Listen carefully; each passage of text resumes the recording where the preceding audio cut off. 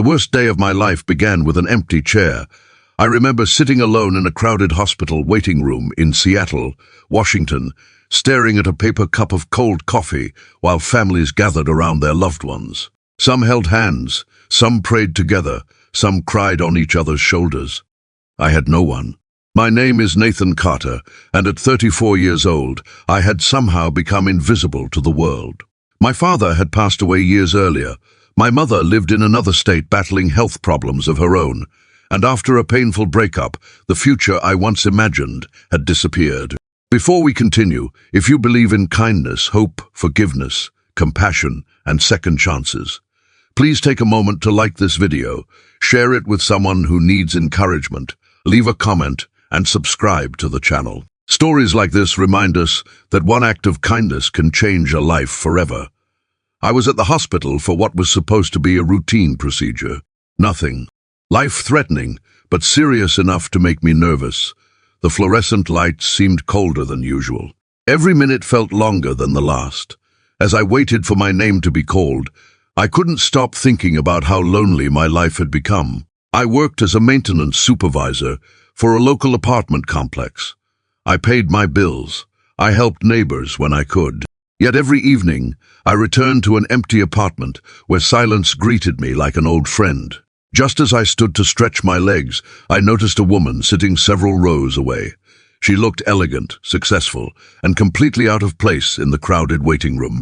Her expensive coat hung loosely over her shoulders, and despite her polished appearance, her eyes carried a sadness that caught my attention. She looked like someone carrying the weight of the world. Hours passed.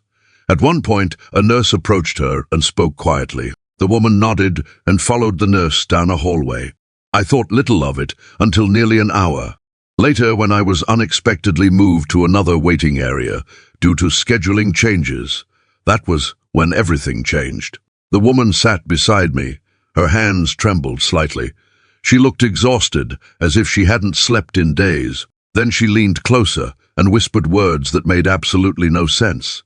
She asked me to be her husband. For a moment, I honestly thought I had misunderstood. Her name was Grace Whitmore. She was the CEO of a rapidly growing healthcare technology company headquartered in Seattle. Her father, the founder of the company, was critically ill and recovering from emergency surgery upstairs. According to Grace, the stress of worrying about her father's future had become overwhelming. For years, he had dreamed of seeing her settled down and happy. The problem was that she wasn't.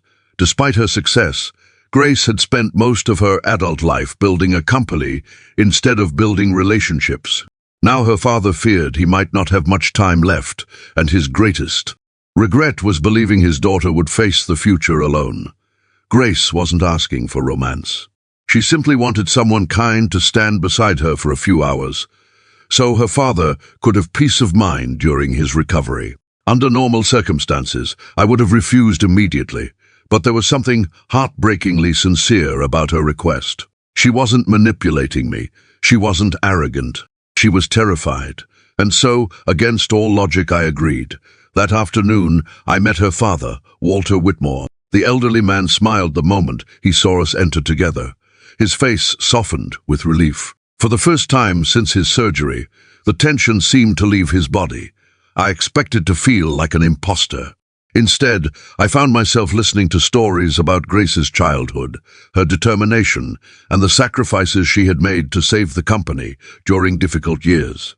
I began seeing not a powerful executive, but a daughter who loved her father deeply. Over the following days, my own recovery required additional observation, and Walter's condition improved slowly. What began as a simple favor unexpectedly continued. Grace and I spent hours talking in hospital cafeterias, hallways, and waiting rooms. She learned about my struggles. I learned about hers. Behind the impressive titles and financial success was a woman who often ate dinner alone, canceled vacations to solve business problems, and secretly feared she had missed her chance at having a family. For the first time in years, I felt seen, not judged by my income, not measured by my status. Seen. Then everything became more complicated. Walter recovered faster than expected and soon realized something surprising. He noticed the way Grace smiled when I entered a room. He noticed how easily we talked. Most importantly, he noticed that neither of us seemed eager to end our arrangement. The truth was impossible to ignore. Somewhere between hospital visits and late-night conversations, our fake story had become real. Months passed. Grace returned to running her company. I returned to my ordinary life, yet neither of us wanted to walk away. She showed me that success means very little if you have nobody to share it with. I showed her that a meaningful life isn't measured by job titles, but by the people whose lives you touch. Together, we began building something neither of us expected, a future. Before I share how this story ends, I'd love to hear from you. Have you ever experienced an unexpected moment that completely changed the direction of your life? Leave your answer in the comments below. 1 year later, I stood in a small church outside Seattle, surrounded by friends, co-workers, neighbors, and family members. Walter sat proudly in the front row, healthier than anyone expected.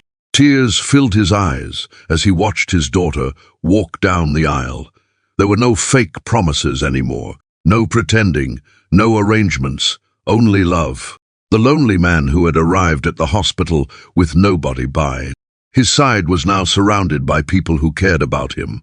The woman who believed she had sacrificed her personal happiness for success had discovered that it was never too late to open her heart. As Grace and I exchanged vows, I realized something beautiful. Sometimes life doesn't rescue us in dramatic ways. Sometimes it places two broken people in the same waiting room and quietly gives them a chance to heal each other. And if this story touched your heart, please take a moment to like the video, share it with someone who believes in second chances, and subscribe for more inspiring stories. Because hope often arrives when we least expect it, and sometimes the person sitting beside us is the miracle we've been waiting for all along.